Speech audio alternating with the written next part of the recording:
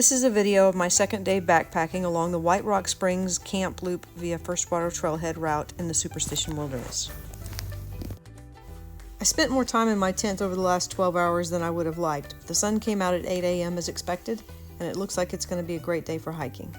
Today I took the advice of the Outbound website and I left a lot of my gear at my campsite so that I could complete this 10-mile loop around Weaver's Needle carrying a lot less weight.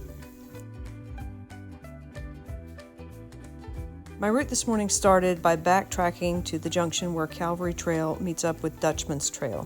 This morning I'm going to follow Dutchman's Trail. That way. 0.3 of a mile down the path, I came back to this junction where Bull Pass Trail meets up with Dutchman's Trail. If you remember yesterday, we came in on Bull Pass Trail. Today we are continuing on Dutchman's Trail. So no turns today at this junction. Look at this cute little pepper I found on the ground. I thought maybe someone had dropped it, but later on I found one growing on a cactus. Turns out it's not a pepper after all, it's a cactus fruit. All right, there's the needle. Gonna be doing a 10-mile loop around there today. Okay, this is just past the Dutchman's Trail, Calvary Trail turnoff. The water's flowing. It did rain last night, but it's flowing well, and I don't have to scoop it, so I'm gonna take a stop to go ahead and fill my water bottles. One of the considerations when I was planning this trip and when I was deciding where to spend the night was the ability to get water. Because it's the desert, there's not always flowing water like this everywhere, and so my camping spots were always around established springs with reliable water sources. I didn't really have to worry about that on this trip though because of the rain. One thing I did do though was instead of just filtering the water like I would do on the Appalachian Trail where the water is continuously flowing, because it's not continuously flowing on this trip, I used chlorine tablets just to make sure I could avoid getting sick.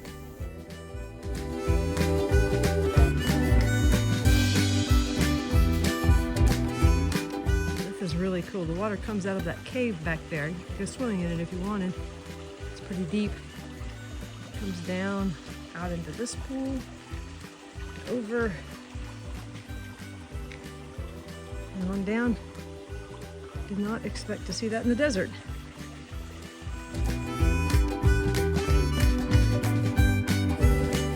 Okay, I just came up that way from Dutchman's Trail. Lots of places where it's hard to cross creeks and you get your feet wet.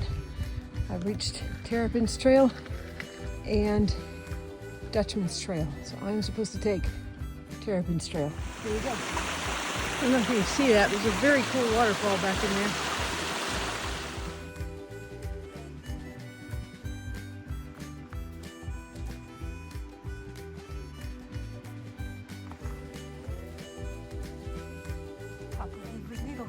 Okay, from the turn at Terrapin, it says you'll start climbing, but you'll have more spectacular views. And they weren't kidding, it's quite a climb. Lots of rocks.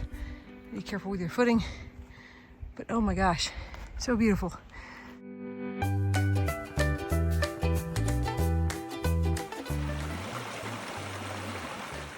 Very top of this climb along Terrapin, I finally got a single bar on my cell phone, so I took a short break to preserve my Duolingo streak and also to check in with my family by sending a couple of texts. Then I headed on down. Right now I'm about halfway through my 10-mile hike and I'm coming into an area called Bluff Saddle where I'm supposed to see some pretty cool rock outcroppings. And also they said this is a good place to find a spot to have lunch.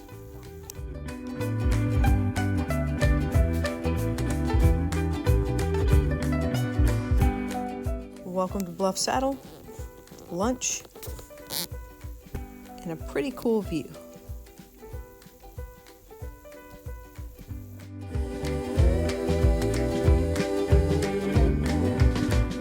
Okay, next junction, Bluff Springs Trail. I just came off the Terrapin Trail. We're gonna go Bluff Springs Trail that way. Somewhere along Bluff Springs Trail, it turned back into Dutchman's Trail, and if there was a sign for that intersection, I did not see it. I also went back and forth across this creek a number of times and lost the trail a few times because the water was so high that it sometimes even covered the trail. One of those times where I'd lost the trail was during some switchback. In not my best hiker moment, I took the wrong direction on the switchback and ended up hiking uphill, backtracking for about a mile before I realized I was going in the wrong direction. After that, I pretty much had to book it to get back to camp before the sun went down, I made it, but I didn't have a lot of time to stop and document my trip along the way. After making it back to camp, I was pretty tired, primarily because my 10-mile loop had turned into a 12-mile loop. It was nice to sit down with no rain tonight and enjoy my dinner before heading into my tent for a good night's sleep.